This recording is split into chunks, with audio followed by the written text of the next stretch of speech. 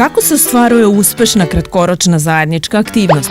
Dve škole, jedna iz Strumice, druga iz Gostivara, ostvaruju zajedničku đačku aktivnost u kojoj učestvuju učenici koji pohađaju nastavu na makedonskom, albanskom i turskom nastavnom jeziku. Nastavnici prvo sastave mešovite grupe učenika i u njima rasporede sve đake. Zatim nastavnici zadaju za zadatak grupama da naprave slike na temu drugarstvo. U okviru grupa u kojima su raspoređeni učenici najprej crtaju, a zatim zajednički prezentuju slike koje su izradili. Da li ovo predstavlja zajedničku aktivnost? Ne.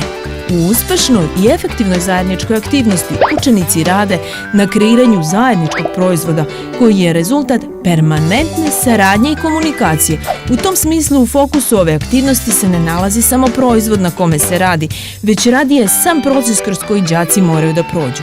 Primera radi, đaci se podele u mešovite grupe i dobiju zadatak da naprave drvo drugarstva od recikliranog materijala.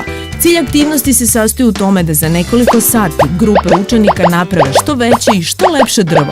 O pobedniku odlučuje mešovita komisija u čijem sastavu ulaze nastavnici i učenici.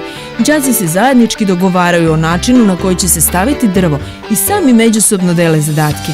U toku aktivnosti vlada razigrana atmosfera u kojoj đaci stalno međusobno razgovaraju i svi zajednički učestvuju u procesu izrade krajnjeg proizvoda. Jedan proizvod, svi zajedno. Da li vidite razliku? Zajednička saradnja i međusobno poštovanje. U tome se zapravo sastoji međuetnička integracija.